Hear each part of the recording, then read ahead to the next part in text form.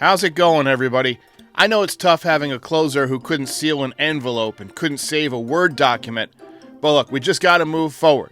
Tonight's another game, and we got Luis Gil on the mound. Yes! Hell yeah!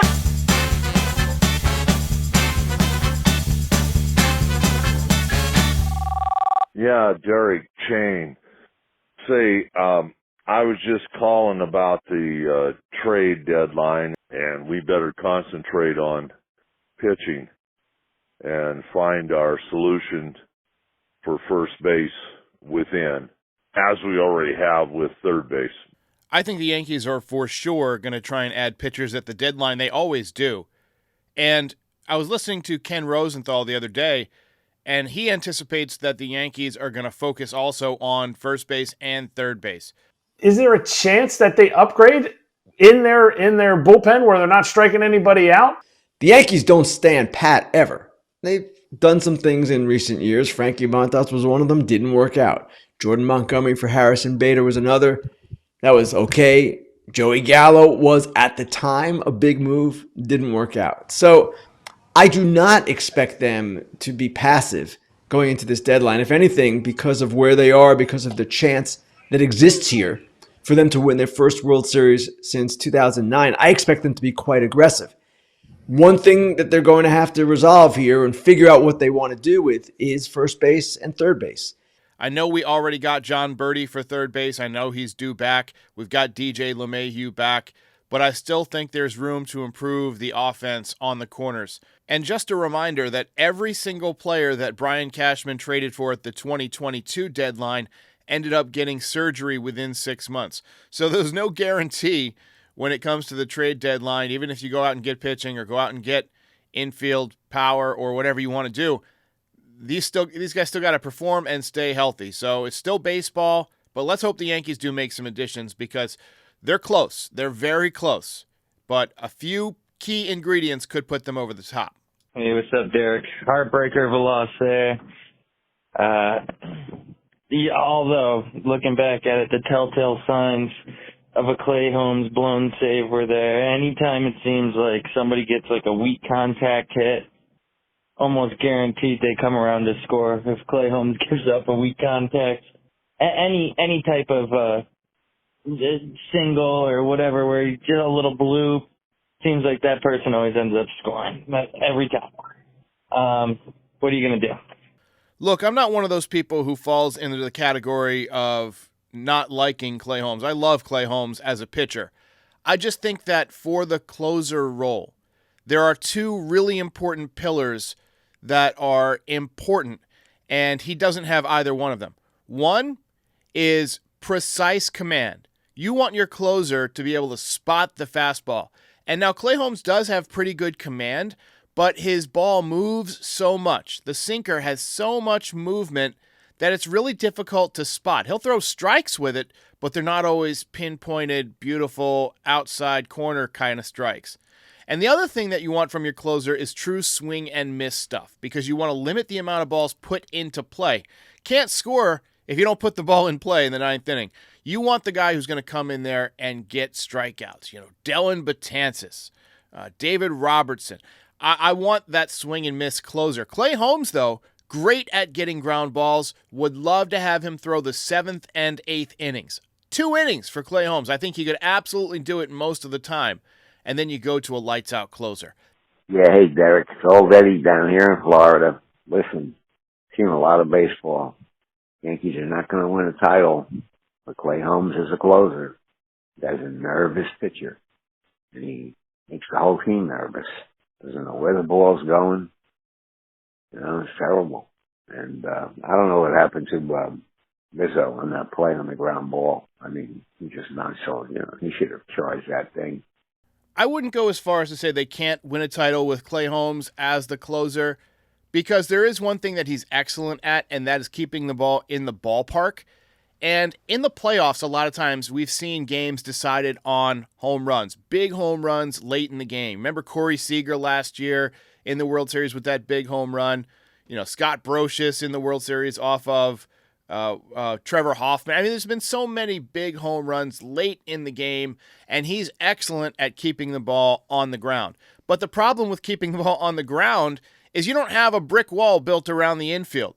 Some of those balls are going to get through. And on days where maybe guys are shifted not right, or he's not precise with his command, maybe you walk a couple of guys and then you give up a ground ball with eyes, look, that can hurt you and that can beat you in a big spot. But the Rizzo thing, it was kind of in no man's land. Clay Holmes was going for the ball. Rizzo probably should have charged and called him off. He did not. But hey, that's baseball. We're going to relegate Heel to the bullpen. Why not try to work him as a closer? I know we lose him as a starter. He's such a tremendous arm. But if he can be lights out and somebody dependable in the ninth inning to close out games properly like a Mariano was, why not try that?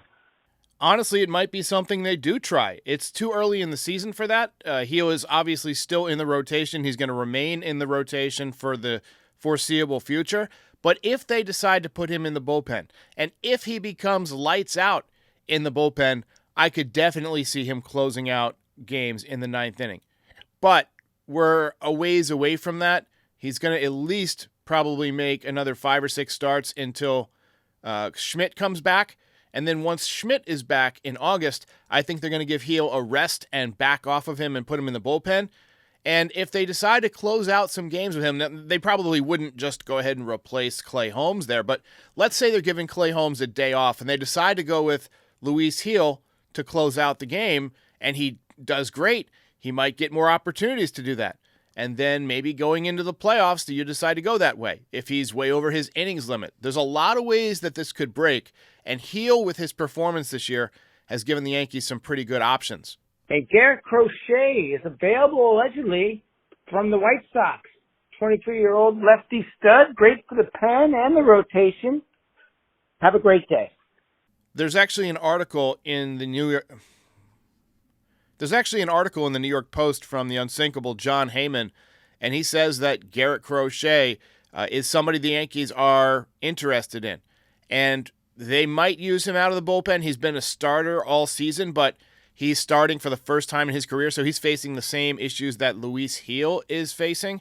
Imagine having Garrett Crochet for the bullpen this year and then having him as part of the rotation to go along with Garrett Cole and Luis Heel and Carlos Rodon and Marcus Stroman next year. And then you can maybe back Clark Schmidt back into the bullpen, and he would become a lights-out middle reliever. You could see this rotation and this pitching staff coming together to be a juggernaut next season if you go ahead and pick up Garrett Crochet this season. And he helps your bullpen. So that's a move that I really like. Hey, this is John. I was just wondering, we over the last few years, there was a lot of talk about trading for Ketel Marte. Maybe we can revamp those talks. Ketel Marte's on a team-friendly contract. I'm sure the Diamondbacks, they're kind of in it, but they also kind of suck. So maybe they might be looking to get rid of this guy and get some prospects in return. I love the creativity, but you answered your own question. He's on a team-friendly contract. They made it to the World Series last year, and he became a fan favorite, so he actually makes them a decent amount of money. There's a lot of Ketel Marte jerseys. If you watch a Diamondbacks game, he's a fan favorite there. He raked in the playoffs, though. Switch hitter, can fill in at second base. I 100% agree that he'd be a perfect fit, but I don't think the Yankees are going to make that deal because I don't think the Diamondbacks would be willing to trade him. But I like the creativity. Hey, Derek. Nick from South Carolina. Just got done watching the game and wanted to comment on our closer, Clay Holmes. He's I've said it before. I never felt this guy was our closer, and I've voiced that opinion several times on your show. He just doesn't have what it takes. He's got some of the tools, but he gets shaken very easily.